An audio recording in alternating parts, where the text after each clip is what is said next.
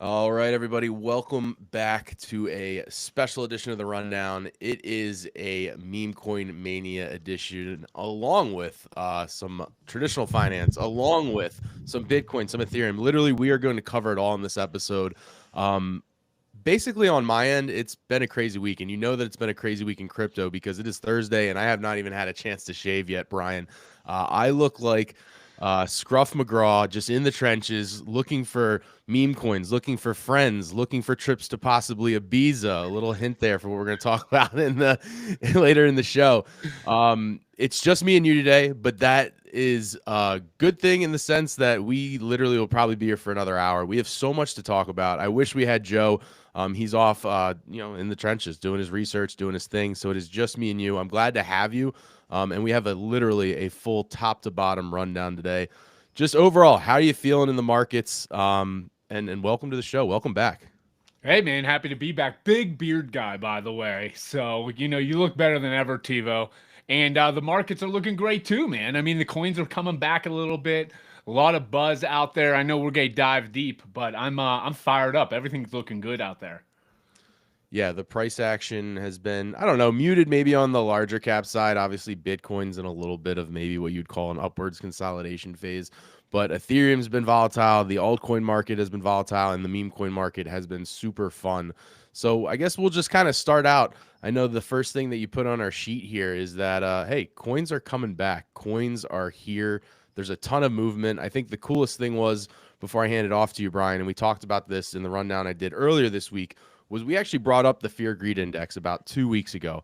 And we are just kind of saying, is at that greed level, not very greedy, extreme greed. It was greedy, but kind of tilting to that very greedy. And then you kind of had a flush out.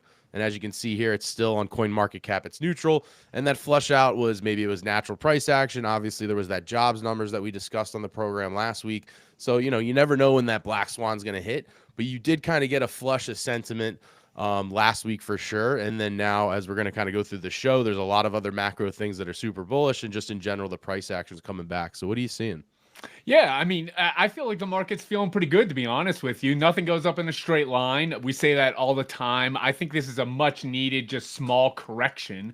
Bitcoin, Ethereum, a lot of the coins out there that we love are still performing quite well. I think there was a stat like Bitcoin was like last week when we were, or earlier this week, Bitcoin was down like 0.5% on the week, like minuscule at the end of the day. So we're so used to and conditioned to up only in some bull runs. It's okay to pull back a little bit off of 120 to 114, 115, 116. Things look stronger than ever. ETFs look good. Ethereum looks good. People are chattering on the timeline. We're going to talk about some more macro things that look good. But reason kind of why I think we had a small pullback is, again, we always can get a little bit of a pullback. You mentioned the jobs number. We had some tariff news that comes out. Good old Trump's been calling for Powell's head pretty much every other day. And the market doesn't really love uncertainty, and that brings a little bit of uncertainty. But from a fundamental standpoint, honestly, I never felt better. I feel like we're getting into the heart of this bull run. It's August, too. Markets don't move violently upwards in August typically. So Right. I'm feeling really good about where we're at. Yeah, all the talk that first week was, oh, well, August traditionally down, the TradFi, everybody's taking vacation, crypto markets historically down as well. And it's just kind of like, well, that can happen, or you could kind of be on the other side of the boat. Like, you don't always want to be on the same side of the boat as everybody else. And then, so that's the narrative coming in. And then the first week you get this, bad data and the market flushes out. But that actually, you basically said it, right? We're in a bull market. And so there was this clip I saw this morning. I was having my coffee, and Mike Novogratz from Galaxy was kind of commenting on a topic we'll get to about the 401k's, but he just basically lays it out for you right here. you know, bull market, enjoy it while it lasts. Never does. We're in a bull market. Trump last night came out and talked about crypto assets being eligible for 401k's. I mean, that's a monster pool of capital. And what we're just seeing is through these treasury companies, through all kinds of different avenues, the aperture of being able to buy crypto being widened and widened and widened. More avenues bringing people into the tent. I think one of the things that I actually didn't even comprehend is these treasury companies have done so well. the public equity markets are so much bigger than what the crypto markets were. And so as we're really broadening our reach through public equities into our asset class, you're just seeing tons of money pour in. Basically, the bull market's here. And I thought that was a great start to kind of the episode. We'll get to the 401k stuff in a second, but the bull market's here. And we kind of talked about this at the beginning of the show where, like, you know, is there some, are people bored? Is there not super like euphoria? There's obviously some coins that are moving, Bitcoin's not. And kind of the way I look at it was my Bitcoin take right now is that I kind of like was on some family vacations and I was talking to some people and, you know, they all know, you know, what I do in the show and crypto and all that. So they're interested, they're knowledgeable about it. Nobody, like, you know, 2 years ago, 3, 4, 5 years ago, like, oh, can you explain Bitcoin to me? What is Bitcoin? Can you tell me what it is? Now it's different. It's a different question. Now it's, you know, hey, like, wow, how much can that really go up? Like, I got this one. What's the next Bitcoin? Can I get in on the next Bitcoin? Tebow, if you hear about the next Bitcoin, let me know. And I kind of feel like we're in this zone, and I'd love for your opinion of this 125, the 100K is such a psychological level. And if you're not been following this story for 3, 4, 5, 10 years of this digital gold and how this a lot of the talking points of TradFi now is, okay, if it's not a stock, it's digital gold, then what percentage of the market cap of gold can we take? And then there's all that talk of getting to parity or even 50% of parity rockets this thing to at least, you know, $500,000. And so I feel like that's the next missing piece of the puzzle that the average person doesn't know. First, it was, what is Bitcoin? I don't understand. I don't even know what it is. Now it's, they don't really understand the actual asset inside of the financial system that it has its position in. And they're going to so you have to digest this 100K, but then I truly, truly believe, Brian, again, this is never personal financial advice for anybody that's watching. I've never truly believed as much as I do right now of that 100 to 500K move, because everybody else is still going to be out on the sidelines. Your average person that isn't in now isn't going to dive in at 125K. And then there's going to be that FOMO at 225, 300, 400 again. And because they just think they've already missed it. So what's your thought on that? Yeah, you nailed it. I get the question as well. I get a lot of people asking me about the next Bitcoin. Usually my response is, we're going so much higher. They have no idea. I really truly believe that, and I could spend an hour on a show talking about why that is. Now, in what time frame that is, that's a different story. And the retail investor is obviously going to move the needle quite a bit, but there's another world here of this institutional money, companies, countries, states buying Bitcoin, looking at it as a really pure asset. We got stocks, cash, bonds, precious metals as asset classes. Add digital assets, add Bitcoin in there. And I try to really break that down for people, because everyone gets so caught up. Like, I don't have $100,000, I don't have $120,000 to buy a Bitcoin. Well, owning one Bitcoin is going to be unobtainable. It pretty much is for the average person, but still buying into it, we are going so much higher, in my opinion. I love where we're headed. And I just believe it's going to be driven a lot with this institutional money, with countries, with states, billionaires, millionaires, absolutely trying to acquire this very valuable, scarce asset. No, we're right on the same page. I love how when I agree with somebody, I always start with no, then a negative. When I just agree with you, and I think that's a great transition. But first, we want to say hi to the chat. We've got Ken. Ken, how you doing? We're doing great, as you could just tell. We're pretty bulled up this week. Again, I didn't even have time to shave. Kim says she loves Crypto 101. Kim, we love you. And CJE, what's going on? Thank you guys for joining us. If you're new here, please give us a second to watch, take it all in, subscribe, turn on the notifications, guys. We're doing lives 2 or 3 times a week. And if you're interested in love Brian, or if you've been around for Brendan and Bryce and all of our great interviews, check the links below. We have an awesome, flourishing community. If you guys want to get more involved and get, you know, to ask questions specifically to Brian all the time and Brendan and Bryce, check out those links. And if not, no worries, subscribe, and we're going to be here all the time, every single week, to do crypto stuff with you guys. But I think that's a great transition of what you said, is like all these treasury companies and nation states and all that. And Mike Novogratz said this, right? He's like, he didn't realize how successful these treasury companies were going to be, and how I don't know if welcoming is the right word, because I think everybody definitely gave Saylor a weird eye for, you know, the last 4 or 5 years, but in the sense that now, you know, a lot of people are doing it. And again, Saylor's model works as the Bitcoin price goes up, but there's many other companies adopting a Bitcoin treasury strategy. There's other companies adopting the altcoin treasury strategies. And then, oh, we don't want to share that. We want to share this. That's the rundown. So that's inside baseball there, Brian. That's what that looks like. But a little bit of Cosmo Health you saw, 300 million for another ETH treasury company. So what are you seeing? Yeah, I mean, the point is that I don't know when this treasury company Meta is going to run out, but the point is that we're seeing a lot of major companies out there investing not $1 million, hundreds of millions of dollars, billions of dollars into Bitcoin and Ethereum, and it gets me bulled up. There's a lot of reason to think that this is going to be a little bit different cycle than other cycles. I've been saying it for a while. I'm subscribing that I don't think this is going to be a standard 4-year cycle. I do believe with all this institutional money, with these companies, countries, people flowing into these coins, that some of the major cryptos out there are going to last longer, smaller corrections, and we're just going to continue to grind up. Now, there's a different world out there with NFTs and altcoins and meme coins, and there's going to be some tighter cycles there. But we have NASDAQ listed companies putting millions of dollars into these assets, something that we dreamed about in the last cycle, and it's all coming to fruition finally.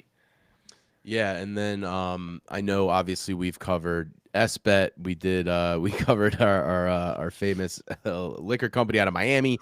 And then the big one for Ethereum is Bitmine. And I feel like we all love Tom Lee. I feel bad at this point in the sense for the listeners. If anybody's upset and I'm mentioning Tom Lee, or we as a program are mentioning Tom Lee too much, feel free to drop that in the comments too. We want to make sure that you guys get the most out of these shows. And hand up, I think we've mentioned Tom Lee probably 8 out of the last 9 episodes, or 9 out of 10. But the problem is the problem with not doing that is he's such a valued voice in TradFi. And if you go back and you listen to him pound the table for Bitcoin at $3,000 to $5,000 and literally get made fun of on live television, and then, you know, obviously his conviction was right. Now being the leading voice and on the board of Bitmine for this Ethereum treasury strategy, he's really, and I've never seen, I guess it's since Saylor did it, where he was pounding the streets, right? Doing all the TV hits he could do, all the podcasts he could do. And so Tom announced this about a month ago, and he has absolutely been doing the same playbook as Saylor, pounding the streets. I see him on TV or podcast, like a big podcast that's doing big numbers on X every single day, kind of explaining the Ethereum treasury strategy, and then also doing it. And like, while he's doing this, Bitmine is buying at a breakneck speed. So they compared, I forget the exact number, Brian, but it was, you know, compared to Saylor, they're going like 80% faster. And in buying, they're just consistently just laying down the hammer to buy. And I know that Stanley Druckenmiller, who's a big famous investor, took a large stake. That will be the exact number wasn't revealed. He'll do his prospectus, and we'll get to learn that. And then Bill Miller, the fourth, I believe it is. And then that, obviously, the Bill Miller investing family is a huge one. They did another stake. So there's big names getting involved in backing Tom Lee. And I didn't want to, I could have pulled probably like 10 different Tom Lee videos. We're only going to do one. We'll do one. And it's basically a price target. I know Crypto 101, people love to hear the exact price targets, and Tom kind of gives you a little behind the onion of what his firm Fundstrat is thinking about for Ethereum. Did some research from Sean Farrell, who's our head of digital asset strategy, and he put out a presentation about Ethereum today. So he thinks the ratio of Ethereum to Bitcoin could go back to its 2021 highs, which is about 0.14. That would value Ethereum today at around 16,000, and it's currently 3,700. So he's just saying Bitcoin ratio versus ETH, let's get back to where it was 5 years ago, which makes sense because it's a better story today than it was in 2021, and that gets you, close to 16,000. So one last question on all of this. Taking a step back, you're a retail investor, you're looking at your portfolio. What do you want your holdings to look like potentially? And I realize it's individualized for everybody, but what do you want your holdings to look like? Crypto versus stocks versus other things? Well, in 2017, when we first wrote about Bitcoin, we recommended 1 to 2% into crypto. That has been 100x for our clients. Today, we're saying if you're starting, 5 to 10% is appropriate for the median investor. If someone's younger and they can let time work in their favor, then 20% or more makes sense. That's consistent with the BlackRock mathematical calculations. And again, I think there's still a lot of upside. Just keep in mind, Wall Street is running into the blockchain right now. Well, Tom, Wall Street's running, not walking, Brian, running into the blockchain. What do you think? I mean, it's great to hear 16,000 per Ethereum. I believe that's easily possible. We haven't even passed the Ethereum all-time high. People outside of our space don't even realize that at the end of the day. And I think the most impactful thing he said in that entire statement, I mean, 16,000 sounds great, is that he's saying he's recommending for the median buyer to 5 to 10% of their portfolio, or if you're younger, 20%. Those are outrageous numbers when you really get down to it. I'm allocated a little bit higher than that. So, I don't think Tom Lee would try to talk me off of it, but I think that's a good way to approach it. And it's really great to see him just, speaking the gospel. I mean, Tom Lee's the ultimate Chad right now. Michael Saylor had it for Bitcoin. Tom Lee is definitely carrying the Ethereum flag, and I love it. Yeah, I couldn't agree more. And you brought us a beautiful chart here about what was it, Ethereum transactions? I'm going to pull that up. So what are you seeing for ETH before we move on here? Yeah, I mean, I just think the Ethereum transactions are pretty much at an all-time high right now. That was a little surprising to me. I love to see that. There's just a lot of activity on that blockchain. And it wasn't even a year ago. It was months ago where a lot of people were calling that Ethereum was dead.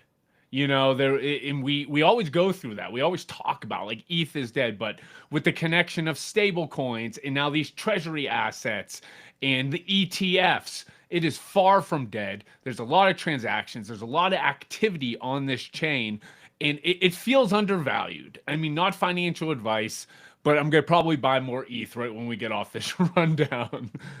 Yeah, I've been, again, not financial advice, definitely always been big into ETH. I've always covered my story of how, I don't know if you remember, Brian, but I threw that in the group chat back when ETH was absolutely taking the tumble and under 2K. I was like, hey, do we still believe in this? I needed some, conviction from my team to make sure that I stayed in and doubled down. But I've been around. I've always been a big ETH guy. And I actually, funny story, and this is what Crypto 101's all about, because you're going to learn and you're going to grow at your own pace.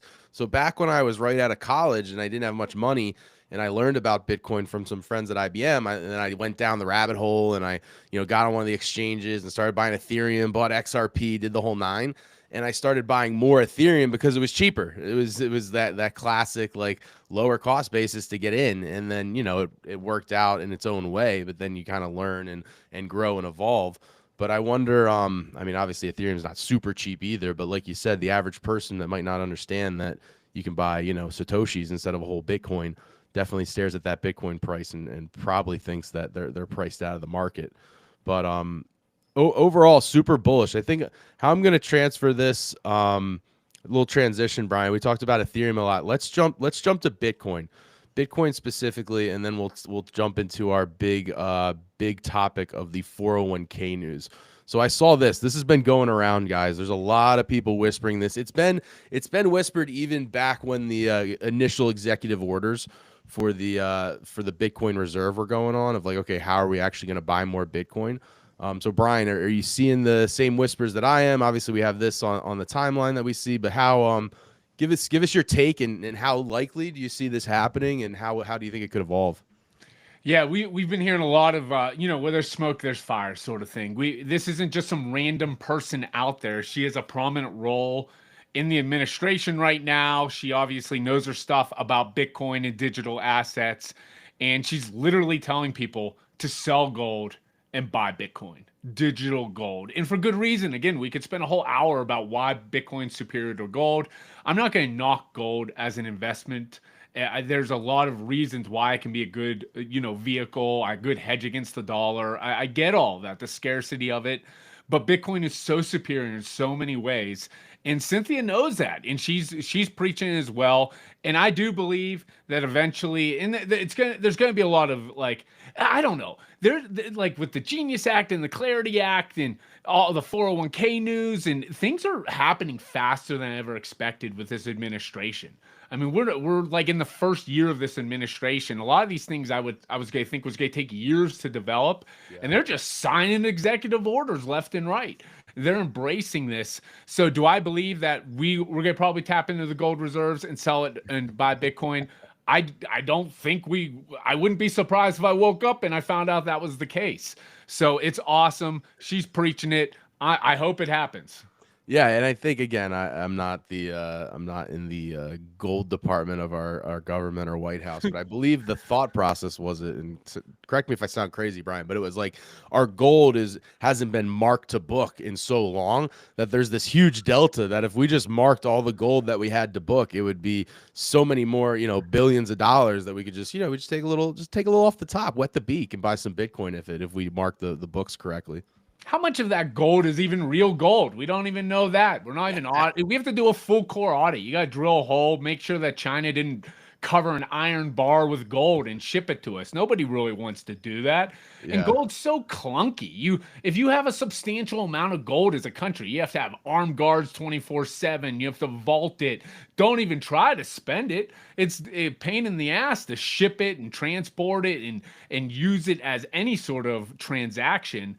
Bitcoin's so superior. I could go on a rant. Now, I'm not saying that gold's going to go down because it's a great hedge against the dollar, and people do believe in it, and that means a lot. But I do think as the younger generation who's very comfortable with digital assets, very comfortable with things digital, and we're moving into this crypto world where it's being validated more and more, I do believe we're going to start peeling off some of the gold reserves and start buying Bitcoin. I think the United States should look into becoming a major mining leader of Bitcoin as well. There's a lot of avenues here where they can acquire more Bitcoin and create a Bitcoin strategic reserve.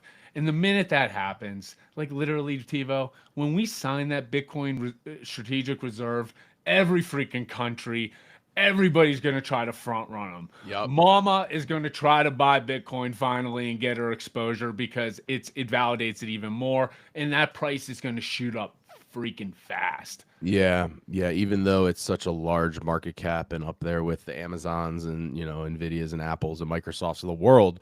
If that happens, it's an arms race. Truly, it's an arms race. And, like it or not, the U.S. is the leader in the arms race, and we have been for many, many decades, back-to-back World War champs, if you have any questions there. But like you said, the nation states will pile in. So like here, again, these are small nations, but again, it's going to be a domino effect. So Indonesia studying Bitcoin reserve over here, share this tab. Brazil looking to, hold a hearing on creating a strategic national Bitcoin reserve.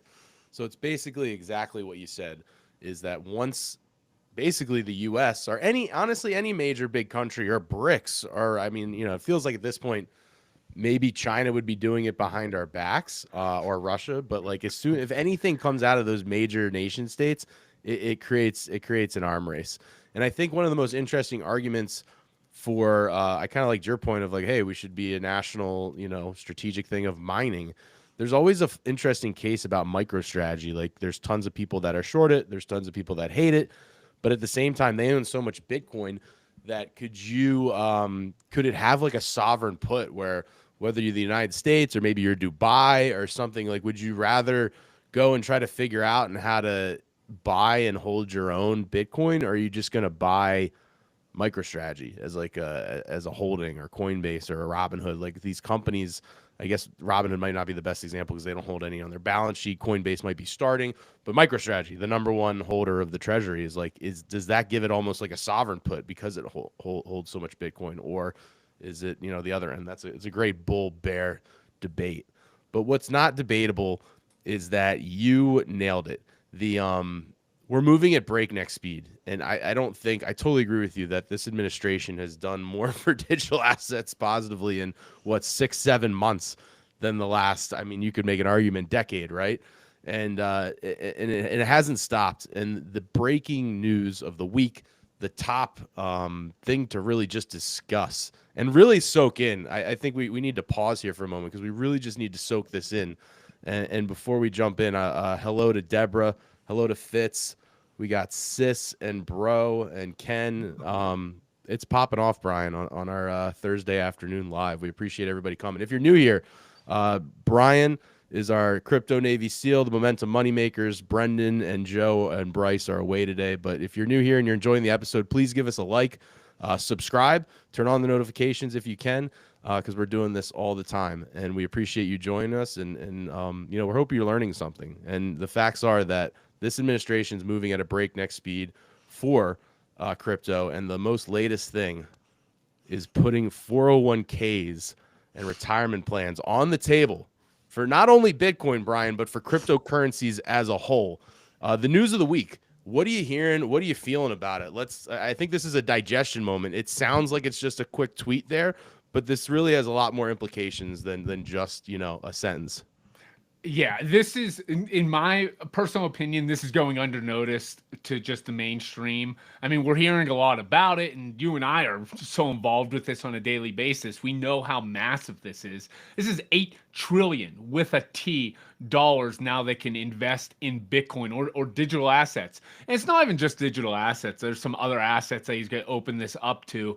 But this is enormous that you can, cryptocurrencies can be in your 401k retirement plans. It's going to open the door for a ton of new capital. And I think this is one of the most bullish things that we've seen actually in months. So really excited to see it happen. And I'm shocked it's happening this quickly. I mean, this might have been signed while we're on here. This could have been signed just a couple hours ago, but it sounds like this is going down today.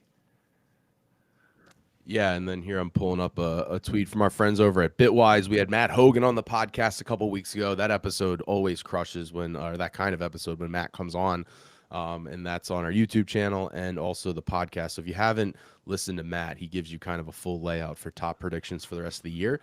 But this is his colleague Ryan, and kind of gives you that $8 trillion. If crypto captures X, 1%, 80 million, 2%, 80 billion, 160 billion for 2%, 5%, 400 billion, 10%, 800 billion.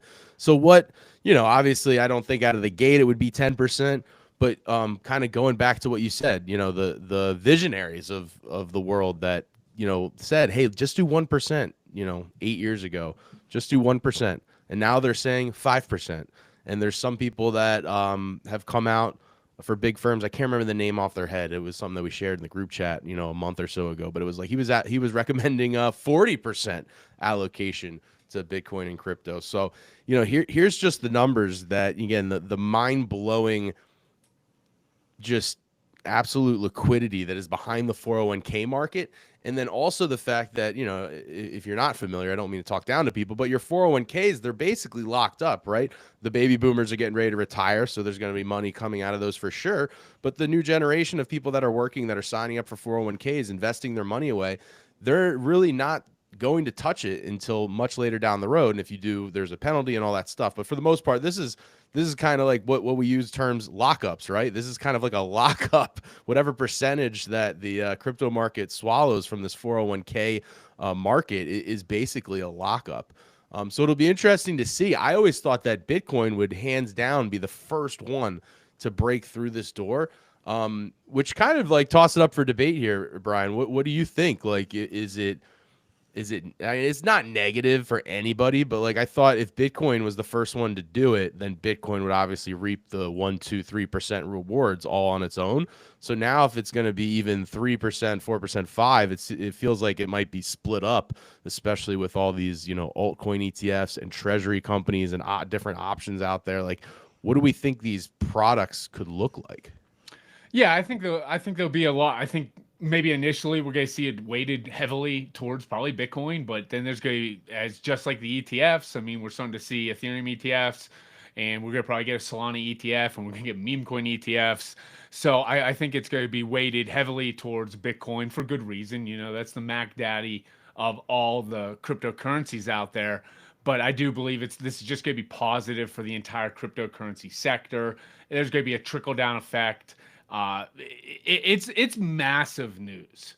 I just need everybody to understand that it is just absolutely massive news that this is opening up to such amount of wealth, and the younger generation is going to, myself included, is going to want to push their 401k into digital assets because we believe in it so much. And again, we could go on forever why that is. That's probably not the time or place right now, but it is massive. The flow of capital, that green candle is going to be crazy if that would all come in. I mean, we're talking trillions of dollars that now have access to Bitcoin. And I can't discount, again, I've been saying a lot that the younger generation feels very comfortable with that. Yeah, dude. Again, just general disclaimer. It's not personal financial advice for anybody. Just a couple friends talking crypto strictly for educational purposes. And we really appreciate you all being here. But just as a little personal story, again, this is why we're here, to open up to you guys.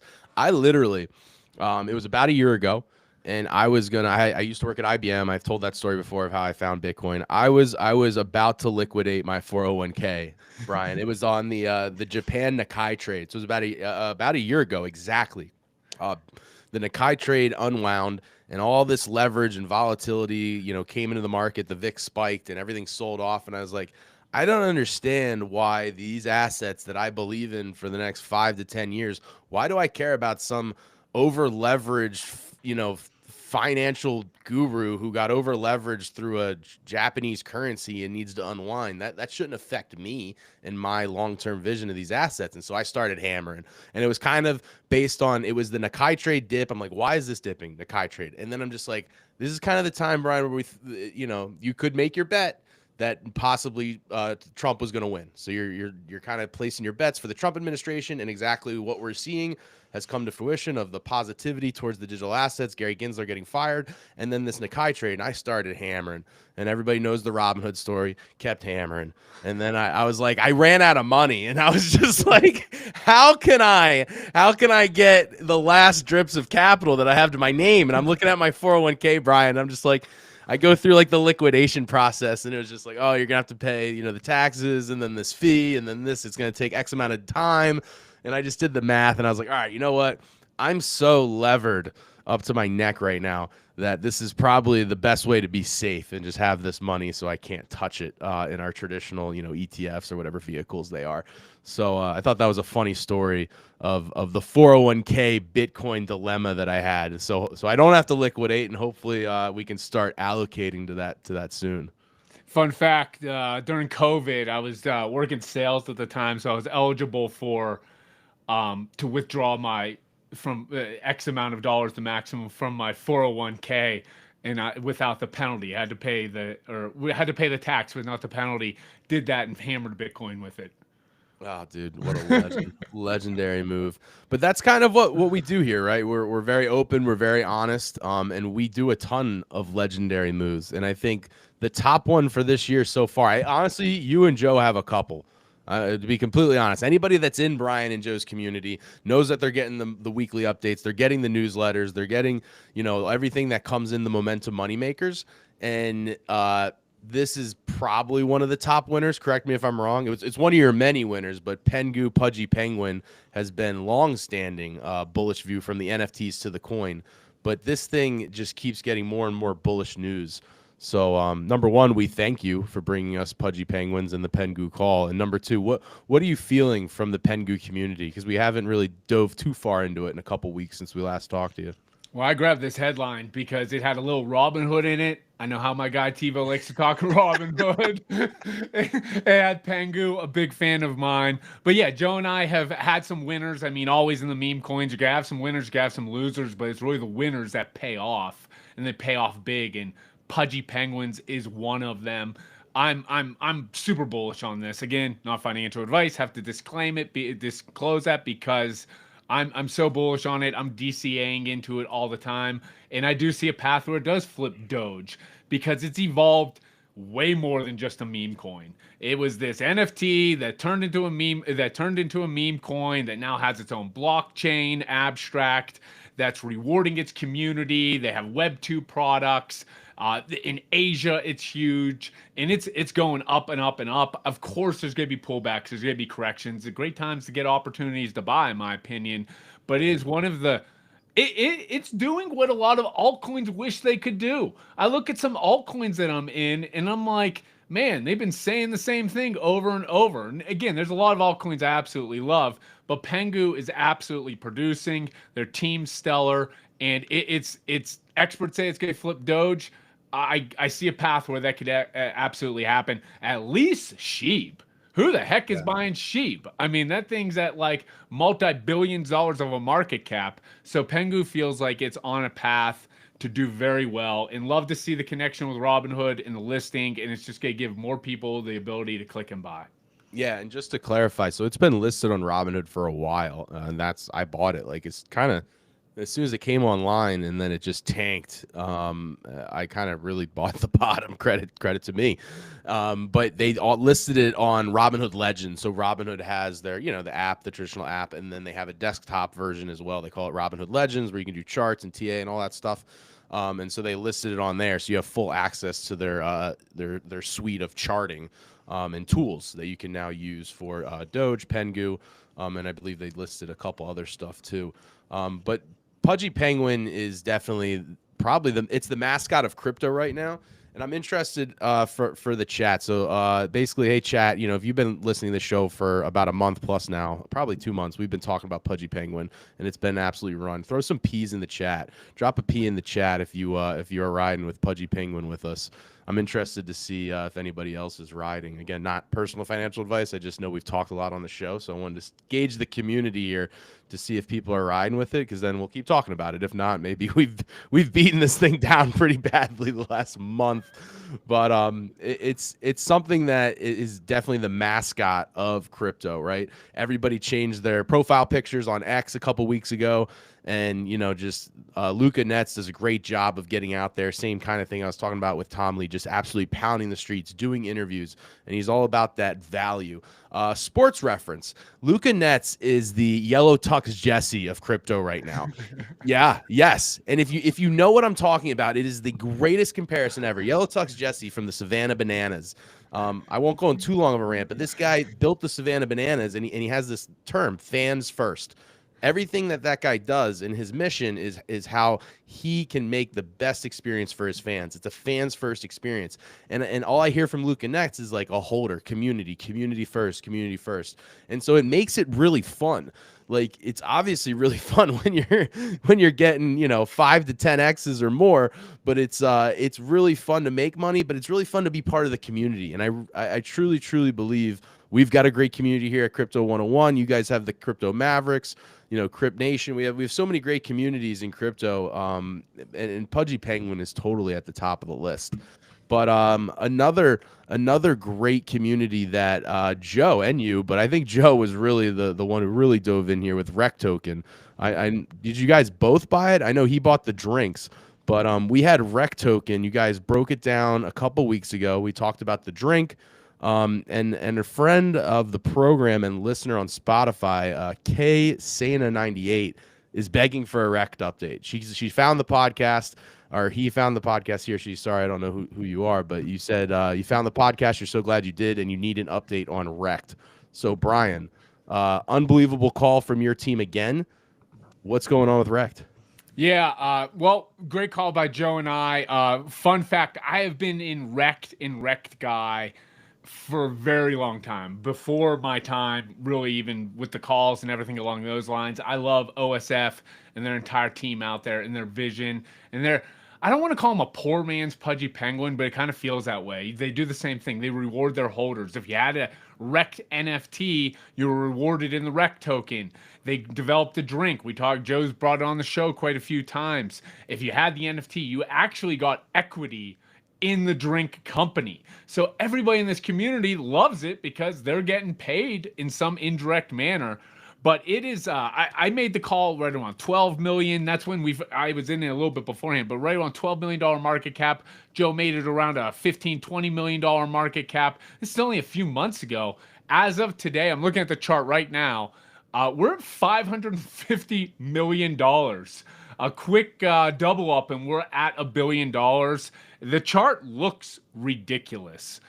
This is it looks like it's going up in a straight line. Look at that thing. But it's a great product. It's a great meme coin. It's a great community.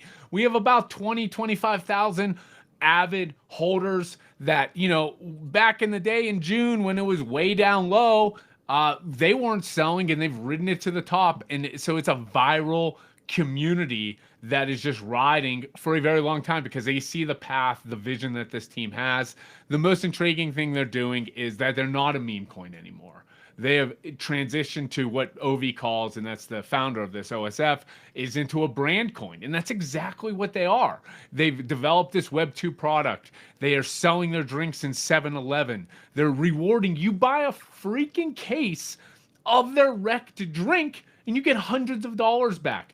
It was last week. It was the Rekt Gold. I can't remember the part. Oh, Binance. It was with Binance. I bought a multiple amount of cases. I don't know what my rewards are. Either way, I like the drink, but I'm very more likely be rewarded in Rekt tokens. So I want the price to continue to go up. They have a great roadmap. They have a great plan. So shout out to whoever in the chat was asking about Rekt token. Couldn't be more bullish. I'm more bullish than ever on this as well. This is one of my favorite meme coins out there. Granted, it is just absolutely smashed over the past couple of months, but for good reason. They're doing a lot of things out there, just like the Pudgy Penguin team, that provides value to the community and wants people to jump in and buy more and more. And I don't even think they're on tier 1 exchanges yet. Correct me if I'm wrong. Yeah. I don't think so. Yeah, I don't think they are, because I would probably be hammering it in my Coinbase account on a weekly buy. So it's early, man. It's early. Now, I'm not telling everyone to go and buy the top right now, but man. No. The flywheel. We did an episode where you guys, I guess that might have been the last time you were on, or maybe a couple times ago. We went over the flywheel and how all these, communities and Pengu and Rekt are like just reinvesting into their project, and that's what really separates. I love how the meme coin space is evolving to have these type of projects, but it's also like the traditional word. Some people that aren't in the space like we are, just like meme coin. Sometimes hawk to a coin and all that crap gets a bad name for the rest of the space, right? And so we almost need a new word for these coins because they truly are built different. I love the idea of the flywheel, and I totally get it, and it makes sense, and it just makes it so tangible. It's like at this point with kind of like Pudgy Penguin and the volatility of up 5, down 7, up 10, down 6, up 15, down 5. It's like, who's going to start the first Pengu treasury company? That's the real question. Let's get some financial instruments off of the volatility of Pudgy Penguin because it seems like this thing's going to the moon too with everything else. So it's an exciting time, but we got to be honest with ourselves, Brian. You have winners, you have losers, you have things that you recognize. And don't do it. Don't do it. Listen, we have to be honest with the listeners, and there is something that is taking the meme coin market by storm. You were in the trenches. You saw this at the jump. You saw it at the jump. And then not only did you see it at the jump, you then kind of poked all of us a little bit later and said, hey, look at this, boys. I saw it at the jump. And we all were like, oh, yeah, that would have been great. And then it's still 6x from there. And we're all sitting on our hands. Guys, hands up. We missed this one. Brian, break it down for us because it is funny. And I actually have a great conversation for us after we break down the Ibiza Final Boss. What a meme coin. Okay, this is a little different than the standard Pengu and Rekt, but who knows? This Ibiza Final Boss guy could probably come out with like some sort of line of clothing and let it go viral. But yeah, I saw this early on. The group chats I'm in with buddies, it was buzzing as well. I know a good friend that's in the crypto industry, Tyler D, that's all over this space, mentioned like, hey, when's that NFT project coming out? And I responded back to him. This is days ago. I was like, the NFTs would be fire. The traits would be great. Knowing that there is a token. We're talking in the hundreds of thousands of market cap.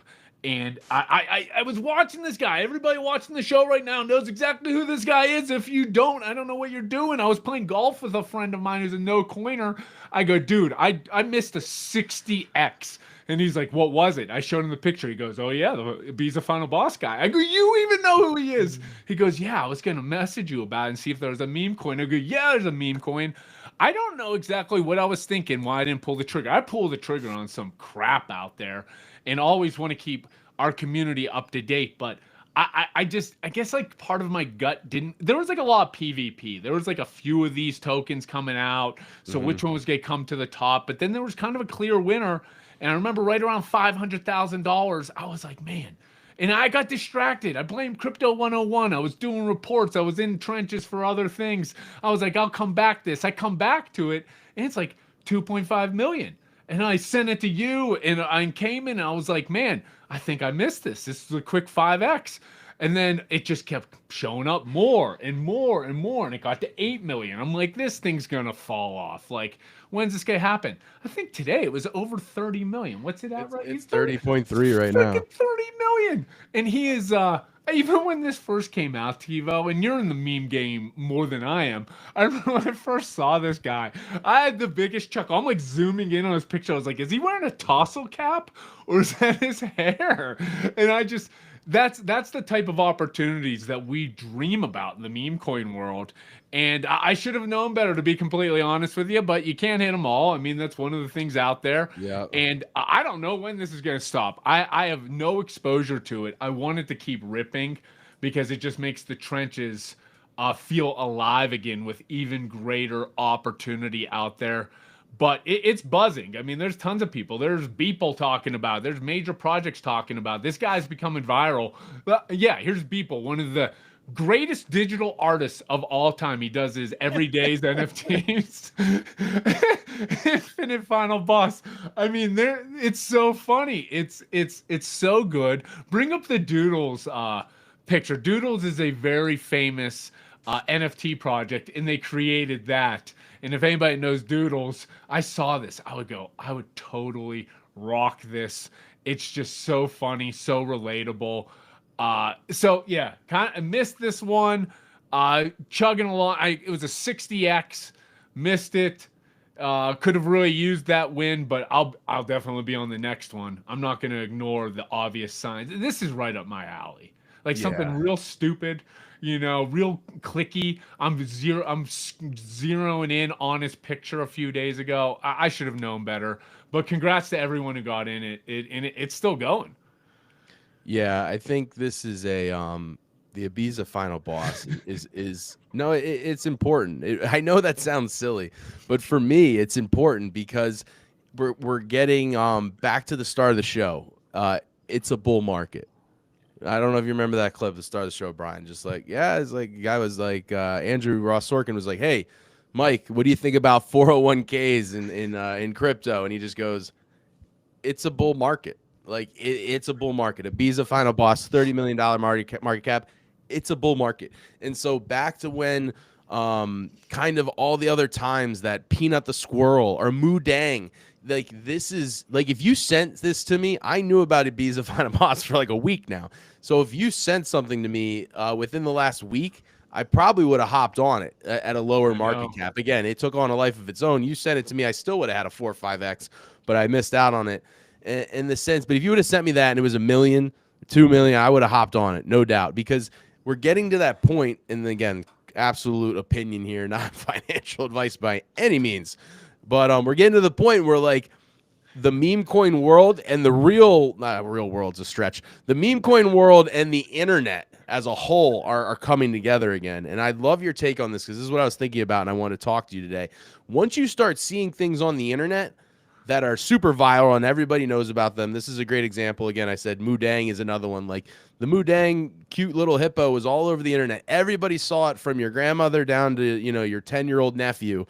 That when that kind of stuff reaches the crypto market and starts taking off like this has, there's probably going to be more to come. And so now that you saw this, we might be into that phase again, like we kind of were, what was it, like in January or whatever, where it was Stool Presidente leading us with Greed 1, Greed 2, Greed 3, all that fart coin going off. Like it's time to, you guys have been crushing it literally all year, but I think this is the moment where, even if you're a little wary of the meme game. It's like, hey, listen to the Momentum Makers podcast. You need to subscribe to this channel so you hear these guys weekly, what we're talking about, what we're seeing. Definitely want to join the community so you get the news every day, and you're going to hear the stuff like Rekt and Pengu. You're going to get it first. Check the links down below.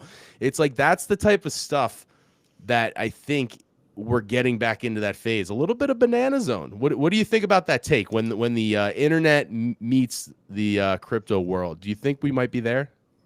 Yeah, I think we're definitely there. And we got washed out a little bit after after Still Presidente and 100%. And there was like, I can't even, Libra, like with that country and the president with the scam and wipe people out, and then we kind of went into a local bottom in a lot of things, and we were a little exhausted of just getting rugs. Now it's starting to catch up again. We have short memories, that's for sure.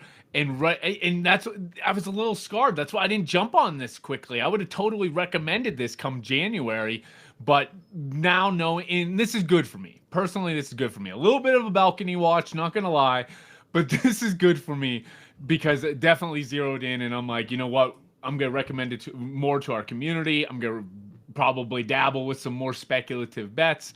No, I'm not recommending anybody to just hammer some of these meme coins. No, never. But there's some viral things happening right now. People are making money here. Liquidity's coming back into the streets. We got bullish news everywhere. It's time to really, I'm doing it already, but it's time for everybody listening to the show to really start paying attention again, because there's going to be some runners, in my opinion. Ibiza Final Boss. So I don't know how high this thing's going to go. I own zero. I'm not buying any because it's 30 million.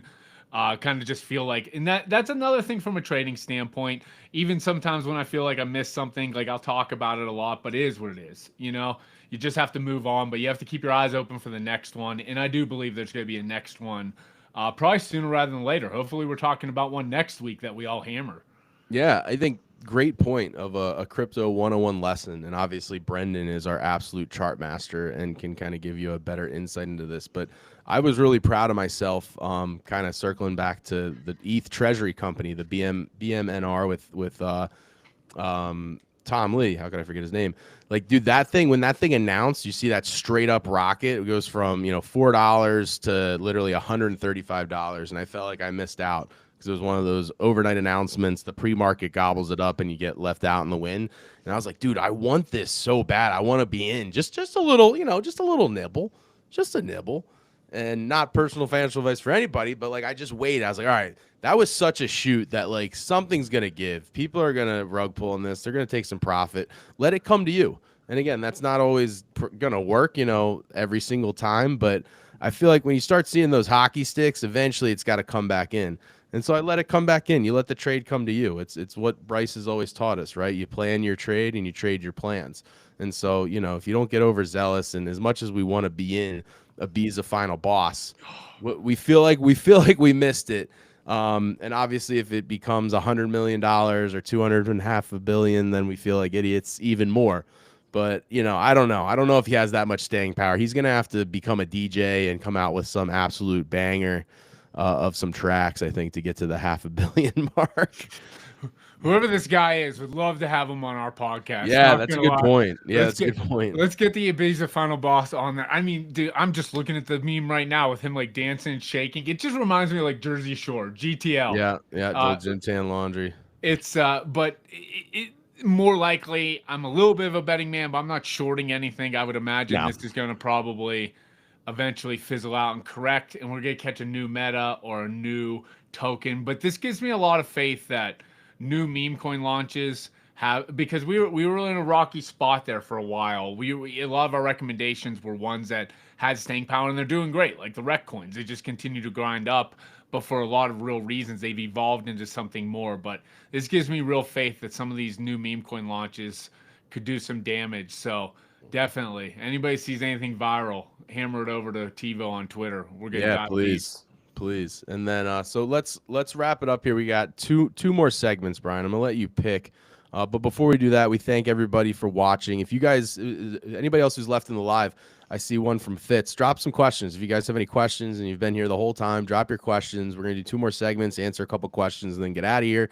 Again, we always appreciate you joining us for the live. And again, like, subscribe if you haven't, but drop some questions if you have any. And so, Brian, I see, let's do the last two topics here, Hyperliquid, and then we're going to do a pump fund update. So what are you seeing with Hyperliquid? Yeah, I mean, Hyperliquid was getting a little bit of FUD recently. I think their network was down a week or two ago, and the price was getting a little volatile. It's a position of mine. So full disclosure, I do own some Hype. I like the product a lot. They're known for their perps trading. But this just stuck out to me. I was like, how can I throw this on the sheet? Hyperliquid earned 35% of all blockchain revenue in the month of July. That's massive. So it's still very relevant. They do have an upcoming airdrop. I believe in Q4 it's being rumored for. So, I personally, we've talked about it in our private community. I've bought some like Hyperliquid NFTs on their blockchain. I'm staking some of my Hype on their platform. I've utilized their platform. I don't think their airdrop is going to, I mean, that made millionaires, when it first released. I don't think it's going to be like that, but I like that stimmy. And I think Hyperliquid definitely has a path to go even higher. Caught a little FUD recently, just with like they limited some controls on their end. But at the end of the day, they earned 35% of all blockchain revenue in July. That's a massive number. Yeah, no, that stat just kind of emoji blows my mind. I didn't realize that. That's crazy. And then just because you mentioned, I saw it on the sheet, the a little Magic Eden airdrop. Any insider tips you're looking for that? Yeah, if you have the ME token, if you trade NFTs over there, meme coins, ordinals, a good little platform. I've always been a big fan of Magic Eden. I'm staking some ME tokens for a few years now. I think they have a good vision out there. But yesterday, or I think it actually completed today, that you got an airdrop. So check it out. If you utilize Magic Eden, if you've staked some of their tokens, you need to go on their website. You need to go to the rewards tab, and you can get a substantial amount of money or just a little bit of money to buy maybe your wife a nice dinner. So check it out. But it was big news out there. But it's kind of getting pushed to the bottom of the docket. Normally, this is the top of the docket, an airdrop coming from a major company. But when you got Ibiza Final Boss leading the show, you never know what's going to happen. Unbelievable. And then it's time. It's time for a pump fun update. A lot of hype leading up, and then I don't know if you want to qualify it as quote unquote controversy when it dropped and kind of sunk, but definitely had a more hype than after the drop, I thought. So what are you seeing? A little bit of a rebound here? Yeah, we're seeing some of these pump tokens rebound. Ibiza Final. So a lot of these pump tokens that were derived on Pump.Fun, these meme tokens, are definitely catching a little bit of a pump. We had the team come out and they're introducing some new, just some new updates. We're desperate for some updates. We never got that Pump.Fun airdrop yet that everybody used that platform early has been clamoring about. I believe that's still in the works. But there's really a launchpad war right now between Pump.Fun and Bonk.Fun. And Pump.Fun did look like it was dying out. I was like, oh man, they kind of didn't do what I was expecting they could do, catching the hype cycle. But now they're releasing some information. Some of their tokens are starting to run. They're catching a little bit more revenue, and they're coming back from the dead. So we're going to keep a close eye on these launch pads. Funny that Ibiza Final Boss, I did hear some clamoring out there so there's a meme coin called Troll that was derived. I believe that was a Pump.Fun. That's really a Cabal-centered Pump.Fun token it's been out forever, and it's just been pumping like mad. A lot of people are saying that Ibiza Final Boss, which was derived on the Bonk platform, is kind of that Cabal token, and that's why we're getting a little bit of a run up. I don't have any insider info. I'm not really sure. But long story short, it does look like Pump.Fun is shrugging off that initial ICO FUD where it kind of lost some people their initial investment, and it's really starting to slowly grind back up. Yeah, I know it had a lot of hype around it. Didn't perform out of the gate, but yeah, I don't know. I don't have any exposure. I was just kind of relying on you guys to wade in the water. I think between Bryce and you guys, we were all just interested in kind of keeping tabs on it. So it's something that we're definitely going to watch and bring you updates. As we wrap up here, Brian, I did have one little final thing on the Ibiza Final Boss, and then we'll get to some questions. So I was worried. So originally I was like, I'm looking at my phone. It's like, oh, the Ibiza Final Boss coin. I was kind of worried that it was gonna be me or one of my friends. Like here's a video of a group of my buddies, and they're in Ibiza. They are the Ibiza Final Bosses, and they FaceTime me. They FaceTime me at my desk and bring me live to Ibiza, and so I was worried. I was worried. I was like, oh my God, it's going to be Jason, it's going to be Christian, or it's going to be me on this profile picture for the Ibiza Final Boss. But luckily it wasn't that. And I heard they made it back to Tampa safe. But Ibiza, it's time. It's that time of year. And we found the king, apparently. I thought one of my friends or me might have been the king from that video, but it wasn't anybody from Tampa. But that we gotta find who that is and definitely get him on the pod. What a beauty that guy is. I as painful as it is missing out, I'm going to take a lump, and it's great for the trenches. And, hey, it's great for the Ibiza Final Boss guy. I wonder how he did that night. You know, he was on the prowl. Oh, yeah, definitely. All right, let's hit a couple questions. Last call for questions here. We have somebody asking kind of a very specific question here, Brian. I don't think we're going to be able to answer it. It's like they have crypto on chain. From a block account, they can't transfer it to Coinbase. You're gonna have to do some deep dives on some tutorials. I'm sorry, that's a little too specific for us to kind of help you live here. For Fitz has a good one. Did you see the how the world went ape poop emoji? How the world went ape poop NFT movie and on base? Have you heard about that? Yeah, I heard a little bit about it. Probably not enough to talk intelligently about it, but I definitely saw how the world went ape poop. Exactly. It's available, and it's a documentary out there. And I believe that's connected with a link of the Bored Ape Yacht Club, if I'm speaking correctly here. So there's definitely a lot of things being developed in the works. It does feel like NFTs are catching quite a bit of a bid.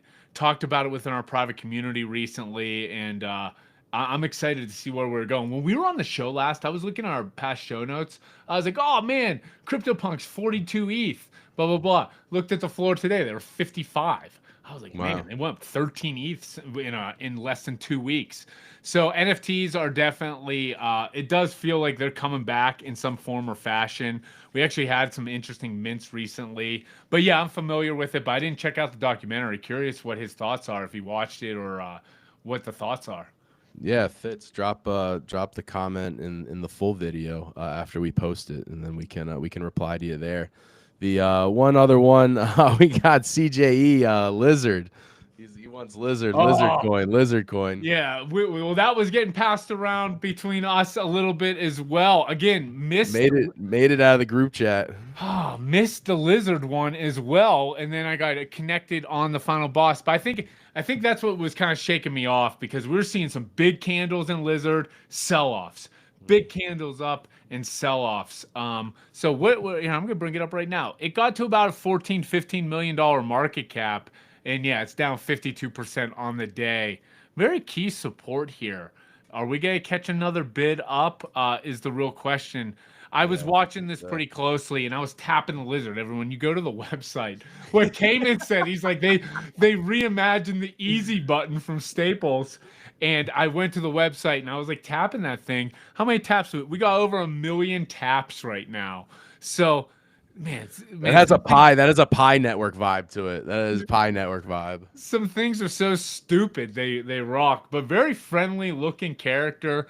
I actually am. Whoever asked that question, this is an interesting. It's talking about $5 million market cap. I'm gonna do a little bit due diligence after the show and see if there's an opportunity here, because it looks like this is either gonna go to zero or this could bounce up. Again, not financial advice, but man, I saw this lizard trending everywhere, but then Ibiza Final Boss pretty much took over my timeline and my thought process. I feel you. Last one, we've got It's Me, Sherelle. What do you think about Pepe? I'll jump on it first. I mean, it's just a classic. I think the meme's not going anywhere from a meme coin, and if you're trying to play the meme coin markets wise, in my opinion, I just think there's so many other things out there that have a lot less market cap and can catch a lot more hype. And there's a lot more, you know, whether you like a Pengu, for example, of just the long-term stuff, but then, you know, your Ibiza Final Bosses are seeming to pop out of the weeds and your lizards, so that could be a lot more fun. Yeah, I actually love Pepe as like an ETH beta play. It's on the Ethereum blockchain. I think it's about 4.5 billion dollar market cap right now. It's one of, I mean, it's one of the top meme coins out there. It's a 4.5 billion dollar market cap. I do see a world where that flips Sheeb. Full disclosure, I do have a Pepe bag that I just kind of locked up and I'm riding to like another meme coin super cycle. It's just an OG meme. It was a that's a complete. We're not gonna get like a Web 2 product like Pudgy Penguins or Rekt with Pepe. More likely not. Yeah. But it is a community driven token, a community that supports it. It is one of the most recognizable memes in all of crypto. So for good reason, it should be a multi-billion dollar market cap. And I do like it as an ETH beta play. I was surprised to see a pullback in it recently. It down to like this $4.5 billion market cap. It was a lot higher, but I could very easily see that eclipsing all-time highs in the right conditions. But to go from a $4.5 billion market cap to a $9 million market cap, a 2x move, is a substantial amount of capital that's going to flow into it, where you could catch some of these lower market cap coins and catch, you know, it's really where your investment thesis is there. But I do like it as kind of like a corner meme coin portfolio. If I was going to map out for somebody, again, not enough financial advice, I don't need any trouble in my life, but if I was going to map out somebody like a top 10 meme coin portfolio, like set it and forget it, Pepe would absolutely fall in there. And just to show you, I continuously kind of dollar cost average in on my holdings on Pepe. I like it as an ETH beta play. Yeah, just, I mean, a lot of great information from Brian, and always we miss Joe. You guys have crushed it literally, you know, for multiple years, but this year I think you're on a Hall of Fame type of pace. And so, you know, we bring you, you know, the updates, and we bring you the news, and we kind of give you a little insight of what Brian and Joe are doing. But if you want that insider information, I believe we're building you out a landing page for Momentum Moneymaker specifically, but it's all about being inside the community, because you know, you're going to get those Pengu calls. You're going to get those Rekt calls right as they're coming out. And you might get even a little text about an Ibiza, you know, king, or, you know, the last Ibiza king, the lizard token. Like we kind of talk about all this stuff, you know, once the trades play out, and we call it like it is. We win some. I think we're winning most right now, and we lose some and we miss some. But, you know, if you want that access to Brian and Joe in our community, check the links below. I know we have a $1 trial down there. We also have a free book if you guys are just getting into, you know, crypto in general. Learn about Bitcoin, learn about crypto. The community really is the place to be if you want access to us every single day and really get, you know, join a part of our team and what we do. It's really fun, and it's a vibrant community. But if not, we're always going to be here for you every week live, giving it to you like we see. We really appreciate everybody tuning in today. The live was on fire. Sherelle, Deborah, CJE, thank you, CJ, for helping set this up today. It was unbelievable. And Fitz, and we're missing a couple other people in the chat, because sometimes we go in the morning. But we really appreciate you guys. Thank you so much for tuning in, and we'll see all of you next week.